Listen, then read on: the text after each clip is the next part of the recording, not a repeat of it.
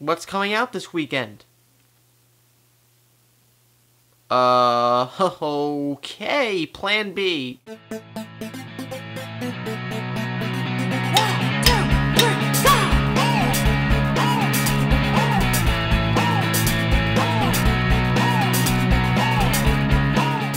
May God bless you, men, women, and children. Welcome to MaffmanJones Movie Reviews. I'm your host, John Maffio, and today's featured film reviews are for Origins and The Babadook, because nothing is coming out this weekend. Again, The Pyramid?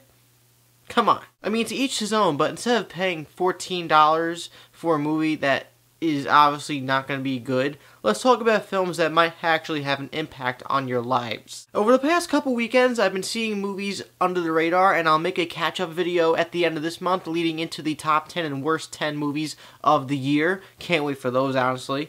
But two movies I want to talk about right now, really quickly, are those two films that I mentioned before. They're films that not that many people know about. If you do know about them, kudos to you. But these are two films that I think you should check out. Excuse my Jeff Goldblum chest hair look right now. I'm pretty much ready to go to sleep. I'm a baby. The first film for discussion is Origins, directed by Mike Cahill, and it stars Michael Pitt, who is from Boardwalk Empire and Funny Games.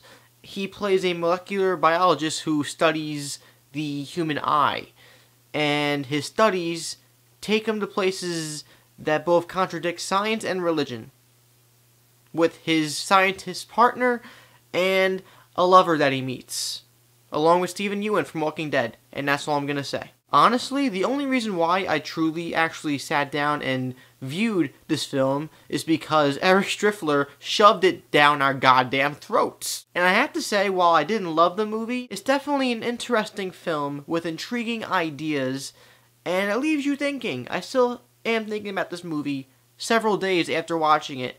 Even though the entire experience from beginning to end wasn't that engaging for me, it comes around in the last two acts. The first act I didn't care for much. After a certain accident occurs with the main character, this conflict transpires after, and it sets the tone for the rest of the film, and that's when I got very engaged into the movie, and by the end of it, I was saying to myself out loud in my house eating popcorn, holy fucking shit.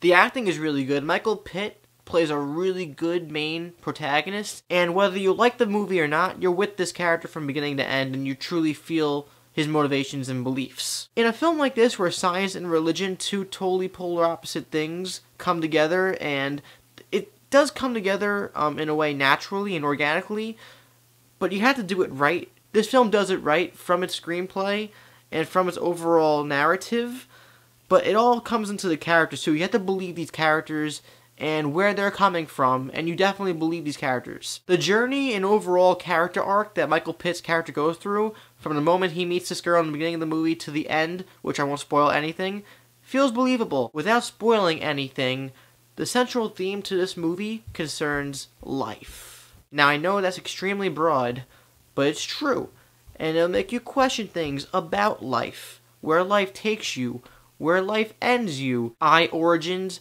is an interesting film that almost goes into sci-fi, but it's not quite sci-fi. It's just a really cool indie flick with great acting, a solid, intriguing story. It's a film that may not engage you from beginning to end, despite its great characters and story, but by the third act, it will come around and you will buy it. And maybe you'll want to watch it again, because I certainly want to watch it again to see if I enjoyed the beginning that I didn't enjoy the first time, this time, now knowing what I know. Origins is a 3.5 out of 5 stars. It's a darn good Applebee's meal. Origins. Did you know that the eyes are the gateway to our souls? What's that movie? Or TV show? Because honestly, I'm merely asking you. I don't remember what movie that's from, but that's from something, damn it. The next film is The Babadook, directed by Jennifer Kent. It's from Australia. It's an indie horror flick about a widow who had her husband get killed right before her son was born, actually on the way to the hospital in a very tragic accident. And she has this very overbearing grief over what happened to her husband. And it's been 6 years since, Her son is now 6 years old, 6, 7 years old, and she's still getting over this. And while she's taking care of her son, she comes face to face and encounters a book called Mr. Babadook. And once she reads this to her son for a bedtime story, her grief evolves to a whole new level. It is a damn good horror movie that sends shivers down your spine. Don't watch it alone at night by yourself like I did. Not to be redundant and repeating myself, but when reviewing a horror movie, it's important to point out and analyze a few things that are crucial to horror films. Atmosphere, audio, and visuals. Especially audio. The sound effects in this movie are so darn good. There's one sound effect that's like this Tyrannosaurus T-Rex sound effect that took me out of the movie a couple times. That's the only thing I didn't like.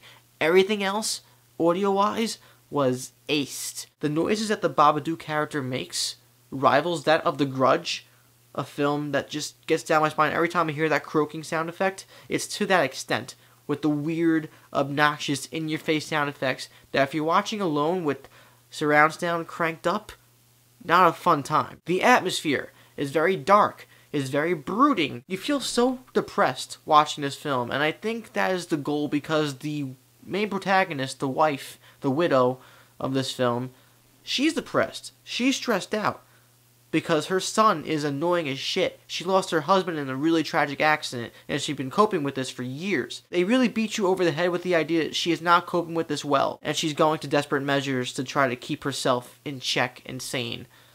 And whether she loses that sanity, we'll not say in this review, but you really feel that tragedy overwhelmingly throughout this film. The little kid actor in this movie, the widow's son, is so annoying. He's good. He's good, but he is so annoying. I wanted to punch him in the face. You want to go Homer Simpson on him and go, "Why, you little..." I would never abuse a kid in real life, even my own son or daughter, but it's okay to think about it. It's always safe to think about it, just don't actually do it. And the visuals for a horror movie are not original, but are nailed to the T. Once everything kicks into high gear, you are on edge for every single shot that leads in from the next shot and the previous. You keep thinking something's going to happen, and you never really feel safe. But most importantly, the story is very personal, humane, and down to earth. You always have to relate with your characters to feel the terror in yourself as an audience member. If you don't believe the characters that are suffering through this trauma and stress, then the actual movie does not become scary to you. But the mother and the son's characters are so fully realized, and their relationship and their chemistry is so fully realized, that you're with them from beginning to end, and it makes the movie all that more terrifying. Like, in a way, you can't wait for it to end because you're tired of shitting yourself, but you also want to see the story continue. The ending of the movie tries to play this thing with you where it's trying to be ambiguous. I didn't think the ending was executed well, and it was kind of underwhelming in a sense. I feel like they could have ended it a scene or two earlier, and it would have been a lot more effective. But The Babadook overall is a very terrifying horror movie that hopefully does not go under the radar forever. I hope more people get a chance to see this movie. This one actually will get to you. It's not just a one and done thing. This will creep under your skin for at least a few days or a week or more. Depends on how traumatized you are as a human being. Check it out ASAP. The Babadook is a darn good movie. It's a 4 out of 5 stars. And those are your movies for the weekend. I, Origins, and The Babadook. Unless you're seeing The Pyramid. If you're seeing The Pyramid, please let me know what you thought about it because it does not look good. Just go watch The Mummy and The Mummy Returns with Brendan Fraser. Those are some damn good action movies. I want to know what you guys think of these two movies, if you've seen them. If you haven't seen them, do you want to see them now, thanks to this video, or other videos, or anybody else like Eric Striffler, who kept talking about it all the time? If you enjoyed this video, and like me, then like this video, and subscribe to this channel so you'll never miss a video from me ever again. Also check out Facebook, Twitter, and With the Film in the info box. I'm John Maffio, aka MaffmanJones, and this is around that time where it's a good opportunity to catch up on all the movies you didn't see throughout the year, so go do that. Go watch everything. Take it one step at a time. Watch one movie a day. I don't care how much it costs you. Find a way. Sometimes illegal.